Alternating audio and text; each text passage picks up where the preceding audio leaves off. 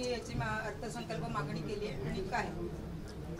एकूण रत्नागिरी जिल्ह्याच्या विविध कामासाठी आत्ता मागणी जी केलेली आहे ती एकूण 668 कोटी आहे. पण आता परत एक मीटिंग होईल, त्याच्यामध्ये अर्थमंत्र्यांना भेटायला शिष्टमंडळ जाईल आणि 638 कोटी 68 ने 38 कोटी ची मागणी होईल. आत्ता मागणी 300 किती आहे रे? बघ ना, जे हातात कागद आहे कसलं उभा राहिला, 360 कोटीची मागणी केलेली आहे. मागच्या वेळेला माझ्या मते 200 किती, मागच्या वेळी 360 होती आणि आता त्यांनी मागणी केली आहे 860 कोटीची. तू काय वेगळा, मी काय वेगळा? सर 860 कोटीची मागणी केली आहे, पण प्रत्यक्ष मागच्या वेळी 360 कोटी होते, त्यातले 210 कोटी आले. म्हणजे पुरेसा निधी रत्नागिरी जिल्ह्याला मिळतच नाही. आता मिळेल, आता मिळेल. पण मागच्या वेळेपेक्षा 500 कोटी जास्त. आताची हे पाहिली का मीटिंग? आम्हाला आतमध्ये घेत नाही परवानगी. का घेत नाही? सिंधुदुर्गाप्रमाणे रत्नागिरीच्या पत्रकारांना घेत नाही. अच्छा अच्छा, ठीक आहे. पण मी सांगतो की ते मागणीप्रमाणे पैसे मिळतील. मागच्या वेळेपेक्षा या वेळेला 360 कोटीपेक्षा जास्त पैसे आणू. आजच्या नियोजनाच्या मीटिंग मध्ये जास्त प्राधान्य कशावर गेलं? आरोग्य, वीज, रस्ते? नाही, मुळात म्हणजे जिल्ह्याचा विकास दर, डोई उत्पन्न याच्यावर भर देण्यात आला. कुपोषित बालक, त्याचप्रमाणे सिंधुदुर्ग जिल्हा, रत्नागिरी जिल्हा यामध्ये वेगवेगळी इंडस्ट्री आणावी, शेतीला प्राधान्य द्यावं, शेती प्रक्रिया उद्योग करावेत आणि उत्पन्न वाढवावं.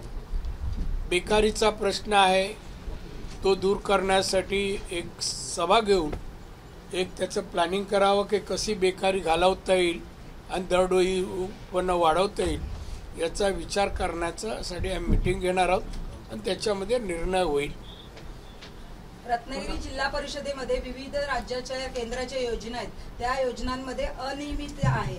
नाही, काय नियमित नाही. ते पूर्वी कधी असं शिवसेनेच्या उद्धव ठाकरेच्या वेळेला, आमच्याकडे नाही. आमच्याकडे नियमितपणा आहे आणि पत्रकारांनी वन वे प्रश्न विचारू नये.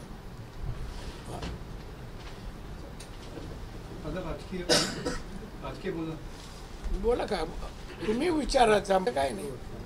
आता सामनामधून असं म्हणलं की मुख्यमंत्री एकनाथ शिंदे सध्या समाधी अवस्थेमध्ये आहेत. मुख्यमंत्री एकनाथ शिंदे सध्या समाधी अवस्थेमध्ये आहेत असं सांगितलं गेलंय. समाधी अवस्थेत मुख्यमंत्री पद मिळालं नाही, भाजपने त्यांना बसवलं असं सामनाने दावा केला. हे बघा, संजय राऊतचं वाक्य असे त्याला चांगलं दिसत नाही आणि त्यामुळे तो जो बातम्या देतो त्या सगळ्या खोट्या असतात, दिशाभूल करणारे असतात. उपमुख्यमंत्री म्हणून सन्माननीय एकनाथ शिंदे अतिशय चांगलं काम करतायत. काही दिवस ते गप्प होते पण परत कामाला लागले आहेत आणि त्यामुळे जो शब्द तो वापरतो त्याला चांगलं दिसत नसेल ते एक दिवशी चांगलं बोलायला शिकू आम्ही. दादा, मुंबई गोवा महामार्ग 2027 पर्यंत होईल? त्याच्या अगोदर होईल. आता 25 साल झालं, बहुतेक भाग हा येणाऱ्या पावसाच्या अगोदर होण्याचा प्रॉमिस सदर कॉन्ट्रॅक्टरनी केलेला आहे आणि तेही नितीन गडकरींच्या समोर. आणि रत्नागिरीचा महत्त्वाचा विषय म्हणजे विमानतळ, कधी, केव्हा, कधी? एक इमारत अपूर्ण आहे, ती पूर्ण झाल्यावर होईल. साधारण काम चाललंय. साधारण मी भविष्यवाणी पाहिली नाही एअरपोर्टची, ती विचारून तुम्हाला सांगेन डेट. दोन्ही शिवसेना एकत्र येणार असं संजय शिरसाट म्हणतात, काय वाटतंय तुम्हाला? परत तोच प्रश्न, भविष्यवाणी. माझ्या मते दोन्ही शिवसेना एकत्र येऊ शकत नाही. दादा, उबाटाच्या माजी नगरसेवक नालासोपारामधल्या 2 माजी नगरसेवकांवरती खंडणीचा गुन्हा दाखल झाला. त्यांचा खरा गुणधर्म कळतोय आता. त्यांचा पेशा, व्यवसाय काय आहे तो जनतेला कळते. खंडणीवरच त्यांची रोजीरोटी आहे.